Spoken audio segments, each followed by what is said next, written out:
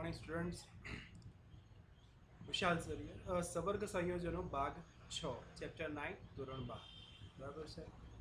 આ પાઠમાં આપણે સીએફટી ક્રિસ્ટલ ફિલ્ડ થિયરી સમચતુષ્ફલકીય અને અષ્ટફલકીયમાં કયા પ્રકારે વર્કઆઉટ થાય છે બરાબર એના વિશે સમજીશું।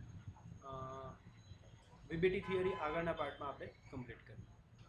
તો સીએફટી ક્રિસ્ટલ ફિલ્ડ થિયરી સ્ફટિક ક્ષેત્રવાદ। મિત્રો, આ સ્ફટિક ક્ષેત્રવાદ જે છે એ સ્થિર વિદ્યુતીય નમૂનો છે બરાબર। એટલે કે ધાતુ આયન અને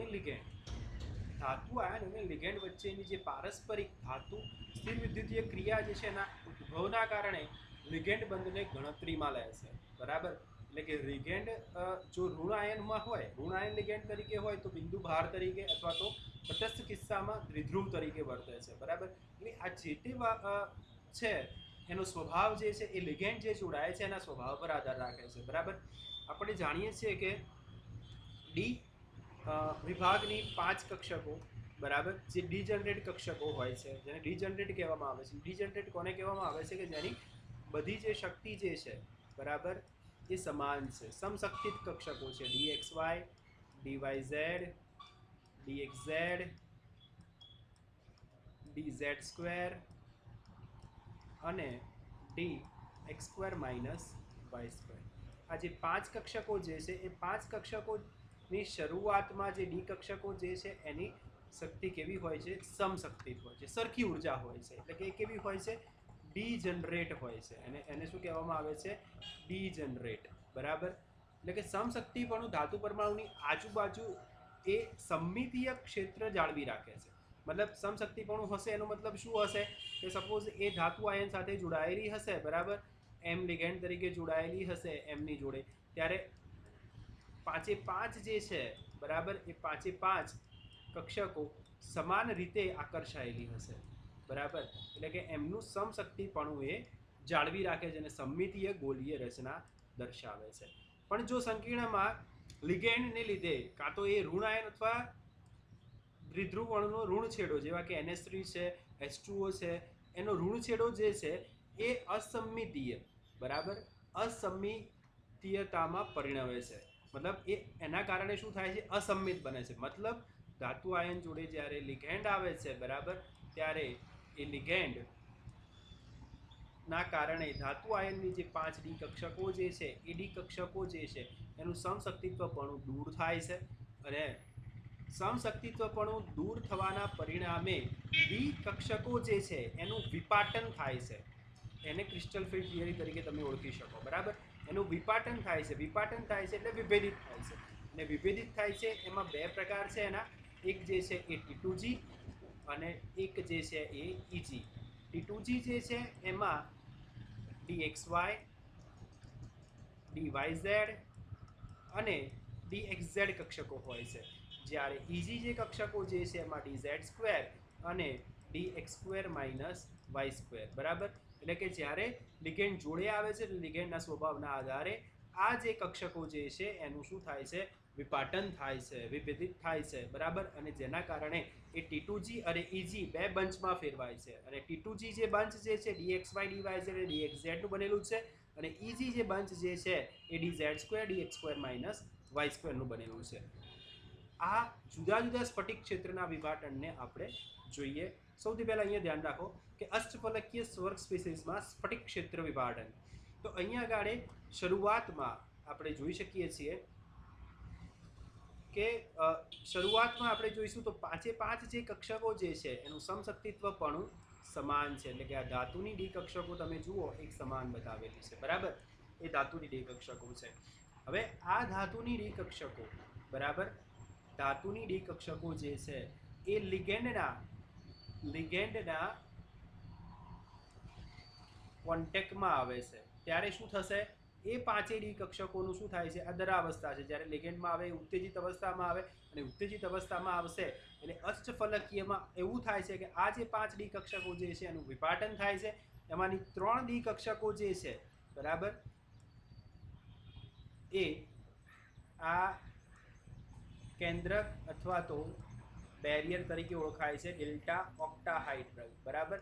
એટલે કે અહીંયા આગળ જે ઉર્જા જે છે એ કેટલી હશે 5/5 મતલબ 1 બરાબર એટલે એને તમે દર્શાવી શકો ડેલ્ટા ઓક્ટા હાઇડ્રલ એમાંની 3 નીચે જાય છે એટલે નીચેની જે શક્તિ છે એનું વિભાજન કેટલું થયું 2/5 જેટલું અને ઉપર કેટલી જાય છે 2 એટલે ઉપરની શક્તિનું વિભાજન કેટલું થયું 3/5 ડેલ્ટા ઓક્ટા હાઇડ્રલ આ જે 3 ડી કક્ષકો જે નીચે જાય છે dxy dyz એ dxz બરાબર કેમ નીચે જાય છે કેવી રીતે વાત કરીએ છીએ પણ જે નીચે જાય છે એ T2G કક્ષકો કહેવાય છે અને આ જે ઉપર જાય છે એને EG કક્ષકો તરીકે ઓળખવામાં આવે છે બરાબર એટલે કે ગોળીય સ્ફટિક ક્ષેત્રમાં ડી કક્ષકોની સરેરાશ ઉર્જા જે છે એ આ પ્રમાણે સમાન હોય છે શરૂઆતમાં પણ જ્યારે લિગેન્ડ એના સંપર્કમાં આવે છે એ લિગેન્ડના કારણે શું થશે એમાં વિભાજન જોવા મળે છે એટલે કે અષ્ટફલકીય જે છે એ અષ્ટફલકીયમાં T2G કક્ષકો નીચે કેન્દ્રથી અને પેલી ઉપર બરાબર અહીંયા એકચ્યુઅલીમાં એવું થાય છે કે આ જે T2G કક્ષકો જે છે એ T2G કક્ષકો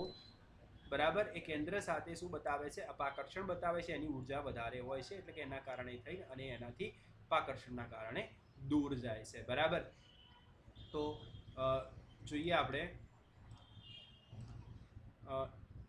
સિમ્પલ એક વસ્તુ છે કે ભાઈ ડી કક્ષકો પહેલાં જે ધાતુ આયન છે એ ધાતુ આયન જોડે ડી કક્ષકો સમશક્તિત્વમાં હતી 5 ડી કક્ષકો જોડે જ્યારે લિગેન્ડ આવે છે લિગેન્ડ જોડાય છે ત્યારે ડી કક્ષકોનું વિપાટન થાય છે અને ડી કક્ષકોનું વિપાટન થાય છે ત્યારે અષ્ટફલકીયમાં T2G નીચે અને EG ઉપરના તરફ જોવા મળે છે આ સીધું જે છે સેન્ટર જે છે કેરિયર બેરિયર ડેલ્ટા ઓક્ટા હાઇડ્રલ 1/5 એટલે 1 થશે નીચે 3 કક્ષકો આવે છે એટલે 2/5 ડેલ્ટા ઓક્ટા હાઇડ્રલ ને ઉપર 2 કક્ષકો જાય છે એટલે કે 3/5 ડેલ્ટા ઓક્ટા હાઇડ્રલ આ જે છે એ ઉર્જાનો વધારો બતાવે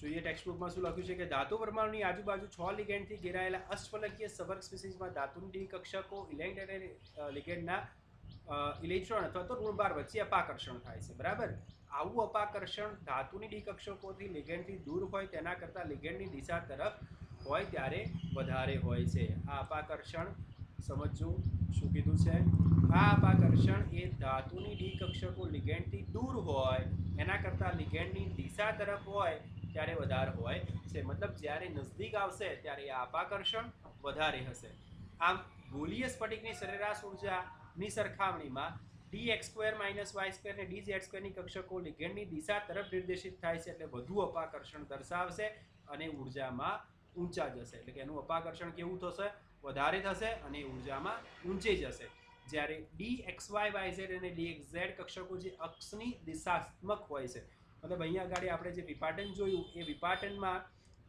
ફરીથી જોઈએ કે આ જે 5 જે કક્ષકો જે છે એ 5 કક્ષકો આ બેરિયર ગણી લઈએ એમાંથી આ જે છે બરાબર dz એને તમે ઇઝી કક્ષકો તરીકે લઈએ બરાબર ઇઝી એટલે ઇઝી કક્ષકો જે છે એટલે અહીં જે છે એ ઇઝી કક્ષકો જે છે એ ઇઝી કક્ષકો એ વધુ અપાકર્ષણ દર્શાવશે બરાબર લિગેન્ડથી દૂર હોય એના કરતાં લિગેન્ડ તરફ હોય લિગેન્ડની દિશા તરફ હોય ત્યારે વધારે અપાકર્ષણ દર્શાવશે બરાબર એટલે ધાતુની ડી કક્ષકોમાં અહીંયા આગળ જે ગોળીય સ્ફટિક ક્ષેત્રની સરેરાશ ઉર્જાની સરખામણીમાં dx² - y² અને dz² કક્ષકો જે છે લિગેન્ડની દિશા તરફ નિર્દેશિત થાય છે તેથી તે વધુ અપાકર્ષણ દર્શાવે છે બરાબર એટલે કે આ જે ઇઝી કક્ષકો જે છે એ ઇઝી કક્ષકો ક્યાં હશે લિગેન્ડની દિશા તરફ બરાબર ઇઝી કક્ષકો ક્યાં હશે લિગેન્ડની દિશા તરફ અને લિગેન્ડની દિશા તરફ હોવાના કારણે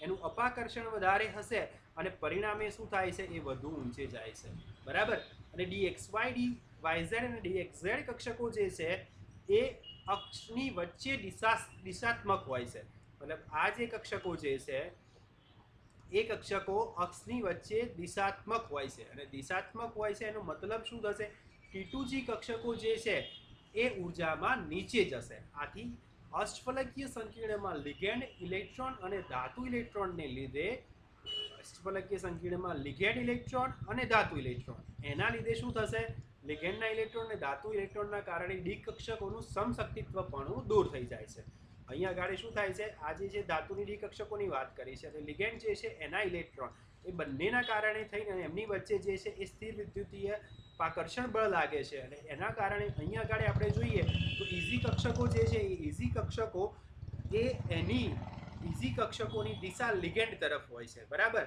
અને T2G કક્ષકોની દિશા જે છે લિગેન્ડથી વિરુદ્ધ આપણે કહી શકીએ, એટલે કે નીચે જશે, બરાબર, અને ઇઝી કક્ષકો ક્યાં જશે? લિગેન્ડ તરફ દિશા હોવાના કારણે એનું અપાકર્ષણ જે છે એ વધારે દર્શાવે છે અને ઉર્જામાં એ ઊંચે જાય છે. ઉર્જામાં એ ક્યાં જાય છે? ઊંચે જાય છે, બરાબર. અષ્ટફલકીય સંકીર્ણમાં લિગેન્ડ ઇલેક્ટ્રોન, જો સમજો વિપાટન કોના કારણે થાય છે? Electrons of ligand as well as electrons of metal. ધાતુના ઇલેક્ટ્રોન અને ઇલેક્ટ્રોન લિગેન્ડના ઇલેક્ટ્રોન એ બંનેના કારણે શું થશે? અપાકર્ષણ દર્શાવે છે અને જેના કારણે ડી કક્ષકોનું વિપાટન થાય છે, એનું સમશક્તિત્વપણું દૂર થાય છે. પરિણામે 3 કક્ષકો જે છે એ નીચી T2G ઉર્જામાં ગોઠવાશે અને 2 કક્ષકો જે છે ઊંચા ઉર્જા ઇઝીમાં ગોઠવાશે, બરાબર. એટલે અહીંયા આગળ ચોક્કસ ભૂમિતિની હાજરીમાં કારણે થતા વિપાટનને સ્ફટિક ક્ષેત્ર વિપાટન કહે છે અને ઉર્જાના અલગીકરણને ડેલ્ટા ઓ જે પાદાક્ષર અષ્ટફલકીય વડે દર્શાવવામાં આવે છે. તો સિમ્પલ તમે વસ્તુ આઈ થિંક સમજી શક્યા હશો કે જ્યારે ધાતુ આયન, બરાબર, ધાતુ ડી કક્ષકનું સમશક્તિત્વપણું એ કોના કારણે? ધાત્વિ electron as well as ligand electron વચ્ચે દર્શાવતા અપાકર્ષણના કારણે હોય છે. જ્યારે લિગેન્ડના ઇલેક્ટ્રોનની દિશા, બરાબર, લિગેન્ડના જે ઇલેક્ટ્રોન જે છે, બરાબર, એ ડી કક્ષકોની દિશા તરફ, બરાબર, સમાન દિશા જશે, બરાબર, અથવા તો ડી કક્ષકો લિગેન્ડની દિશા, બે વસ્તુ એક જ થઈ. ડી કક્ષકો લિગેન્ડથી દૂર હોય તો એમની વચ્ચે અપાકર્ષણ ઓછું હોય છે, પણ ડી કક્ષકોની એ લિગેન્ડની દિશા તરફ હોય ત્યાં અપાકર્ષણ વધારે હોય છે. એટલે અહીંયા આગળ ઈજી જે છે એનું અપાકર્ષણ વધારે હોય છે, ઈજીનું અપાકર્ષણ વધારે હોય છે, એટલે એ આ બેરિયર સેન્ટરથી ઉપરની તરફ જશે. જ્યારે T2G છે એનું અપાકર્ષણ ઓછું હોય છે, એટલે બેરિયર સેન્ટરથી નીચે તરફ જશે. આ બેરિયર સેન્ટરથી ઉપર તરફ જશે. નીચે કોણ રહેશે? T2G. નીચે કોણ રહેશે? T2G. અને T2Gમાં 3 કક્ષકો DXY, DYZ અને DXZ, અહીંયા 2 કક્ષકો.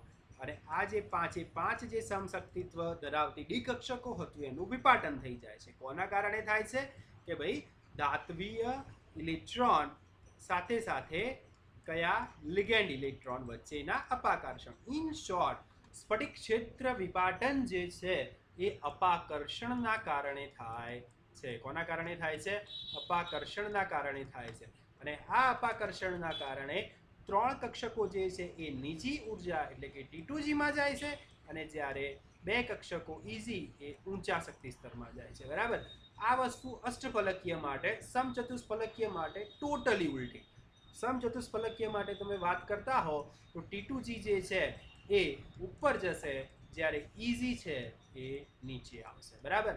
ફરીથી જોઈશું જ આપણે, પણ સમજવા પૂરતું તમારે. એટલે અષ્ટફલકીય કરતાં ઉલટું સમચતુષ્ફલકીય છે. એટલે તમને જો અષ્ટફલકીય આવડી જાય તો સમચતુષ્ફલકીય તમારી સ્પેશિયલ એના માટે યાદ રાખવું જરૂરી નથી. મિત્રો, આ ક્વેશ્ચન્સ ખૂબ જ ઇમ્પોર્ટન્ટ છે, ખાસ ધ્યાનથી સમજજો. ફરીથી કહી દઉં કે ભાઈ એમ ધાતુ આયન, બરાબર, એની 5 ડી કક્ષકો જે છે એ સમશક્તિત્વપણું ધરાવે છે.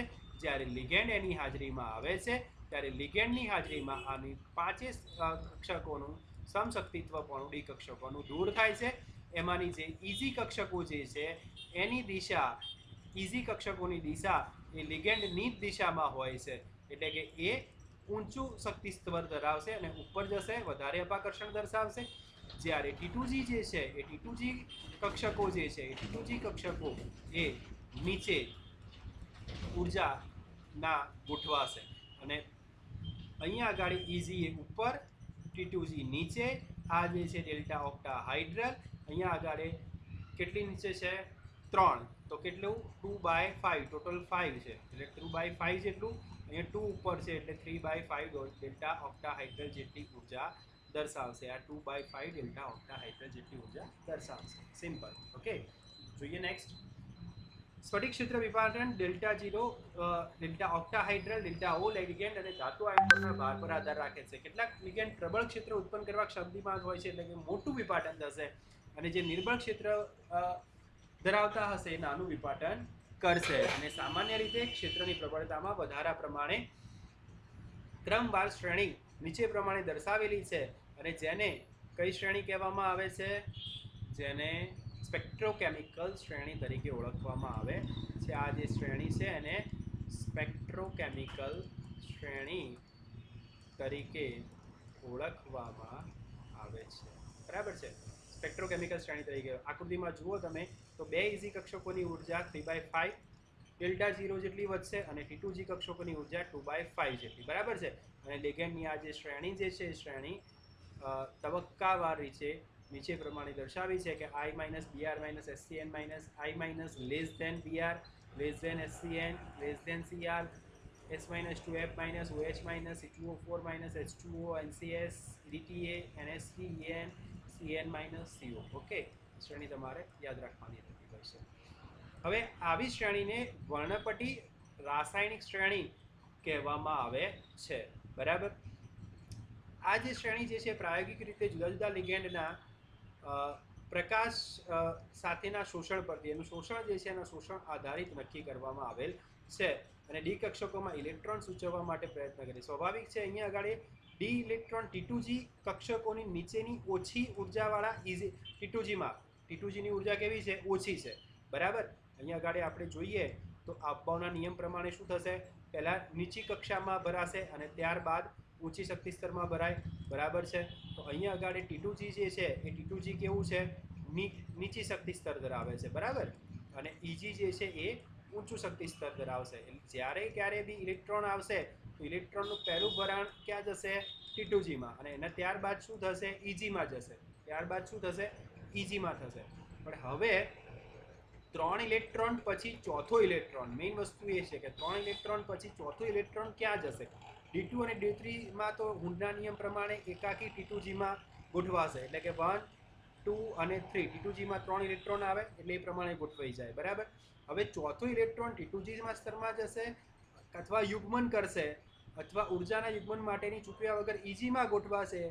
એ જે છે એ ડેલ્ટા 0 અને યુગ્મન ઉર્જા P વચ્ચે આધાર રાખે છે. ખ્યાલ આવ્યો? મતલબ અહીંયા આગળ એ વસ્તુ છે કે કોનું યુગ્મીકરણ થશે અને કોનું યુગ્મીકરણ નહીં થાય. એટલે અહીંયા આગળ 3 ઇલેક્ટ્રોન આવ્યા પછી ચોથો ઇલેક્ટ્રોન એ EGમાં જશે અથવા તો અહીંયા યુગ્મિત થશે, બરાબર. 3 ઇલેક્ટ્રોન આવ્યા પછી અહીંયા આગળ સિમ્પલ આપણે જોઈએ તો 3 ઇલેક્ટ્રોન જે છે એ 3 ઇલેક્ટ્રોન એક T1 T2 અને T3, બરાબર. હવે ચોથો ઇલેક્ટ્રોન EGમાં જશે અથવા તો T2Gમાં યુગ્મન કરશે. એની જે માત્રા જે છે એ ડેલ્ટા ઓક્ટાહાઇડ્રલ અને પેરિંગ યુગ્મન ઉર્જા P વચ્ચે આધાર રાખે છે. જો delta octahedral less than P, otherwise આપણે એમ કહી શકીએ delta octahedral upon P less than 1, બેમાંથી કંઈ પણ એક, બરાબર. Delta octahedral less than P, otherwise delta octahedral upon P less than 1 હશે તો ચોથો ઇલેક્ટ્રોન જે છે એ ચોથો ઇલેક્ટ્રોન EG કક્ષકમાં જશે. એ ચોથો ઇલેક્ટ્રોન ક્યાં જશે? EG કક્ષકમાં જશે. એટલે T2G3 અને EG1 થશે. શું થશે? T2G3 અને EG1. T2G3 અને EG1 ક્યારે થશે? કે ભાઈ delta octahedral less than P. P એટલે શું છે? યુગ્મન ઉર્જા. ડેલ્ટા ઓક્ટાહાઇડ્રલ તો આપણને ખબર છે, અથવા તો આને તમે ડેલ્ટા ઓક્ટાહાઇડ્રલ P છેદમાં લાવી દઈએ તો લેસ ધેન 1, બરાબર. આ બેમાંથી કોઈ પણ એક હોય ત્યારે જે ચોથો ઇલેક્ટ્રોન દાખલ થશે એ EG કક્ષકમાં દાખલ થશે. ચોથો ઇલેક્ટ્રોન દાખલ થશે એ EG કક્ષકમાં દાખલ થશે અને એ નિર્બળ ક્ષેત્ર હશે. જો આગળ સંયોજકતા બંધનવાદ જે છે એ આપણને નિર્બળ ક્ષેત્ર અને પ્રબળ ક્ષેત્ર વિશે માહિતી આપી શક્યો નહોતો. સ્ફટિક ક્ષેત્રવાદ પ્રમાણે આપણે શોધી શકીએ છીએ, બરાબર. એટલે કે એ કયું ક્ષેત્ર દર્શાવશે? નિર્બળ ક્ષેત્ર. કયું ક્ષેત્ર દર્શાવશે? નિર્બળ ક્ષેત્ર. નિર્બળ ક્ષેત્ર ક્યારે હશે? કે જ્યારે ડેલ્ટા ઓક્ટાહાઇડ્રલ લેસ ધેન 1 હશે ત્યારે T2G3 અને EG1 ગોઠવાશે અને ચોથો ઇલેક્ટ્રોન EGમાં દાખલ થાય છે. પરિણામે પેરિંગ થતું નથી. પરિણામે કયું ક્ષેત્ર છે? નિર્બળ ક્ષેત્ર છે. કયું ક્ષેત્ર છે? નિર્બળ. કદાચ જો તમને યાદ હોય તો આપણે વર્નરનો સિદ્ધાંત, બરાબર, વેલેન્સ બોન્ડ થિયરીમાં આપણે જોયું કે યુગ્મન કોનું થાય? જેનું પ્રબળ ક્ષેત્ર હોય. નિર્બળ ક્ષેત્ર હોય તો યુગ્મન થશે નહીં. તો અહીંયા આગળ યુગ્મન થતું નથી. એટલે કે જો પ્રબળ ક્ષેત્ર હોય તો જ, એટલે delta octahedral less than P હશે તો નિર્બળ ક્ષેત્ર, નિર્બળ ક્ષેત્રના કારણે અહીંયા યુગ્મન થતું નથી. એ વસ્તુને તમે બંધ બેસતી હવે સમજી શકો છો. અને જો ડેલ્ટા ઓક્ટાહાઇડ્રલ ગ્રેટર ધેન પી હોય, યુગ્મન ઉર્જા કરતા ડેલ્ટા ઓક્ટાહાઇડ્રલની ઉર્જા વધારે હોય તો શું થશે? ડેલ્ટા ઓક્ટાહાઇડ્રલની ઉર્જા વધારે હશે યુગ્મન કરતા, તો અહીંયા આગળ જે ઓલરેડી T2G કક્ષકમાં, અહીંયા આગળ ઓલરેડી T2G કક્ષકમાં 3 ઇલેક્ટ્રોન તો હતા જ, 3 ઇલેક્ટ્રોન તો હતા જ, બરાબર. 1 2 અને 3, અને ચોથા ઇલેક્ટ્રોનનું શું થશે? યુગ્મન. એટલે શું થઈ જશે? T2G4 થઈ જશે. અહીંયા આગળ શું થઈ જશે? T2G4 થઈ જશે, બરાબર. એટલે કે ડેલ્ટા ઓક્ટાહાઇડ્રલ ગ્રેટર ધેન પી અથવા ડેલ્ટા ઓક્ટાહાઇડ્રલ અપોન પી ગ્રેટર ધેન 1 હોય ત્યારે એ કયો લિગેન્ડ દર્શાવશે? પ્રબળ ક્ષેત્ર. કયો દર્શાવશે? પ્રબળ ક્ષેત્ર લિગેન્ડ. અને પ્રબળ ક્ષેત્ર લિગેન્ડ હોય ત્યાં શું હોય? યુગ્મીકરણ થાય, જે આપણે ઓલરેડી આગળ ભણી ચૂક્યા છીએ, બરાબર. શું થાય? યુગ્મીકરણ થાય. શું થાય? યુગ્મીકરણ થાય. અને અહીંયા આગળ યુગ્મીકરણ થવાના કારણે T2G4 થશે, અને અહીંયા આગળ delta octahedral less than P હશે. Delta octahedral less than P હશે તો યુગ્મીકરણ થશે નહીં, અને ચોથો ઇલેક્ટ્રોન Eg1 માં દાખલ થશે. ચોથો ઇલેક્ટ્રોન ક્યાં દાખલ થશે? Eg1 માં દાખલ થશે. માટે એની રચના T2G3 અને Eg1 થશે. જ્યારે અહીંયાની રચના જે છે એ થશે T2G4. કઈ થશે? T2G4. ખ્યાલ આવી ચૂક્યો હશે. તો બે વસ્તુ, ડેલ્ટા ઓક્ટાહાઇડ્રલ લેસ ધેન પી, ડેલ્ટા ઓક્ટાહાઇડ્રલ ગ્રેટર ધેન પી. ડેલ્ટા ઓક્ટાહાઇડ્રલ લેસ ધેન પી, પી એટલે યુગ્મન ઉર્જા કહેવાય. યુગ્મન ઉર્જા જો વધારે હશે ડેલ્ટા ઓક્ટાહાઇડ્રલ કરતા, યુગ્મન ઉર્જા જો ઓછી હશે, પહેલા લઈએ લેસ ધેન પી હશે, otherwise delta octahedral upon P less than 1 હશે તો એ નિર્બળ ક્ષેત્ર લિગેન્ડ દર્શાવશે. અને નિર્બળ ક્ષેત્ર લિગેન્ડ દર્શાવશે તો એનું યુગ્મન થશે નહીં, ચોથો ઇલેક્ટ્રોન Eg માં દાખલ થશે. જ્યારે અહીંયા ડેલ્ટા ઓક્ટાહાઇડ્રલ ગ્રેટર ધેન પી હશે, ડેલ્ટા ઓક્ટાહાઇડ્રલ અપોન પી ગ્રેટર ધેન 1 હશે તો એ પ્રબળ ક્ષેત્ર લિગેન્ડ દર્શાવશે. પ્રબળ ક્ષેત્ર લિગેન્ડ હોવાના કારણે એ શું બતાવશે? યુગ્મીકરણ બતાવશે. T2G3 પછી ચોથો ઇલેક્ટ્રોન T2G માં દાખલ થશે અને T2G4 દર્શાવશે. Okay, I think hope so ખ્યાલ આવી ચૂક્યો હશે તમને આમાં. ગણતરી દર્શાવે છે કે D4 થી D7 સંકીર્ણ સ્પીસીસ નિર્બળ ક્ષેત્રના કિસ્સા કરતાં પ્રબળ ક્ષેત્રના કિસ્સામાં વધુ સ્થાયી હોય છે. એ થોડું તમે આગળ જે ક્વેશ્ચન્સ આના અકોર્ડિંગ હશે કરતા જશો તો ખ્યાલ આવશે. મિત્રો, આ ચેપ્ટરમાં આપણે ટેક્સ્ટબુક ઓરિએન્ટેડ જ ગયા છીએ, બરાબર. એટલે તમે કોઈ પણ સમઘટકોની વાત કરતા હોય અથવા કોઈ પણ ટોપિકની વાત કરતા હોય તો ટેક્સ્ટબુકની બહારનો કોઈ પણ ટોપિક આપણે કવર કરવાનો પ્રયત્ન કર્યો નથી. એટલે વધુ ડિટેલમાં જોવા માટે તમારે JEE નીટના લેક્ચર્સનું રિવિઝન કરવું પડે, બરાબર. એ અલગ હશે. હવે સમચતુષ્ફલકીય સવર્ગ સ્પીસીસમાં સ્ફટિક ક્ષેત્ર વિભાજન જો તમે સમજી ચૂક્યા હશો સ્ફલકીય, તો સમચતુષ્ફલકીય સ્ફટિક ક્ષેત્ર એ તમારા માટે ખૂબ જ સરળ રહેશે, બરાબર. અહીંયા આગળ આપણે જોઈશું તો ડી કક્ષકો જે છે એ મુક્તાયન ગોલીય ક્ષેત્રમાં સરેરાશ ઉર્જા સમાન છે. સમચતુષ્ફલકીયમાં શું થશે? Eg કક્ષકો જે છે એની ઉર્જા નીચી જશે, T2G જે કક્ષકો જે છે એની ઉર્જા ઊંચી જશે. કારણ કે અહીંયા આગળ T2G કક્ષકોની દિશા એ લિગેન્ડની દિશા તરફ થશે. સિમ્પલ. T2G કક્ષકોની દિશા એ લિગેન્ડની દિશા તરફ થશે એટલે એ ઊંચી ઉર્જા શક્તિ સ્તર દર્શાવે છે. જ્યારે અહીંયા આગળ આ નીચી ઉર્જા શક્તિ સ્તર ધરાવે છે. ડેલ્ટા ટી, ટી એટલે ટેટ્રાહાઇડ્રલ સમચતુષ્ફલકીય, બરાબર. આ 3/5 ડેલ્ટા ટી જેટલી અને આ 2/5 ડેલ્ટા ટી, એટલે કે જે આ સ્ફલકીયમાં હતું એનાથી ટોટલ ઉલટું. હોપસો તમને ખ્યાલ આવી ચૂક્યો હશે.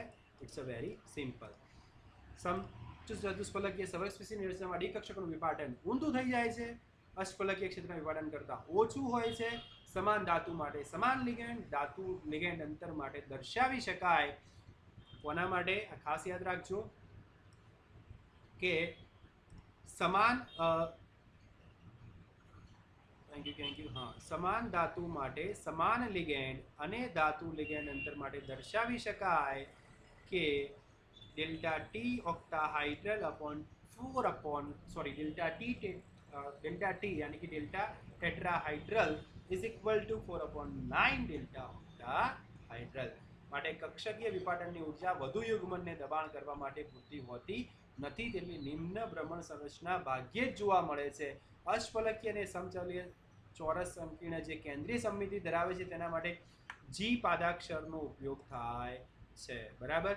અષ્ટફલકીય અને સમતલીય ચોરસ સંકીર્ણ જે કેન્દ્રીય સમમિતિ ધરાવે છે, જ્યારે સમચતુષ્ફલકીયમાં કેન્દ્રીય સમમિતિ જોવા મળશે નહીં, એટલે જી પાદાક્ષરનો ઉપયોગ થતો નથી જીઓમેટ્રીનો. ઓકે, સિમ્પલ વસ્તુ. તો આશા રાખું તમને અષ્ટફલકીય સંકીર્ણમાં ખ્યાલ આવી ચૂક્યો હશે. સીએફટી થિયરી કોના કારણે હોય છે? લિગેન્ડ જે છે લિગેન્ડના ઇલેક્ટ્રોન એઝ વેલ એઝ જે ધાતુ આયનની ડી કક્ષકોના ઇલેક્ટ્રોન એના અપાકર્ષણના કારણે ને અપાકર્ષણના કારણે શું થશે? અષ્ટફલકીયમાં શું થાય છે? બે પાર્ટ પડે છે, T2G અને ઇઝી કક્ષકો જે છે એ લિગેન્ડની દિશા તરફ હોય છે ને જેના કારણે અપાકર્ષણ વધારે હોય છે ને જેના કારણે ઊંચું શક્તિ સ્તર ધરાવે છે ને ઉપરની તરફ જશે. T2G ઊંચે શક્તિ સ્તર નીચેની તરફ જશે. સ્પેક્ટ્રોકેમિકલ શ્રેણી મળે આપણે.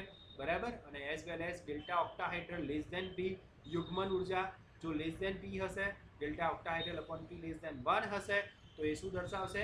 નીચી ભ્રમણ અથવા તો નિર્બળ ક્ષેત્ર, અને જેના કારણે શું થશે? યુગ્મન થશે નહીં. ચોથો ઇલેક્ટ્રોન ક્યાં જશે? ઇજીમાં દાખલ થશે. T2G3 EG1 અને ડેલ્ટા ઓક્ટાહાઇડ્રલ અપોન પી ગ્રેટર ધેન 1 અથવા ડેલ્ટા ઓક્ટાહાઇડ્રલ ગ્રેટર ધેન પી યુગ્મન ઉર્જા કરતાં ડેલ્ટા ઓક્ટાહાઇડ્રલની ઉર્જા વધારે હશે તો એ પ્રબળ ક્ષેત્ર દર્શાવશે. પ્રબળ ક્ષેત્ર દર્શાવશે એટલે એનું યુગ્મન થશે T2G4 દર્શાવશે. અને અષ્ટફલકીય કરતાં સમચતુષ્ફલકીયનું ટોટલી ઉલટું શું હોય છે? સ્ફટિક ક્ષેત્ર વિભાજન હોય છે. બરાબર છે. તો આશા રાખું તમને ખ્યાલ આવી ચૂક્યો હશે.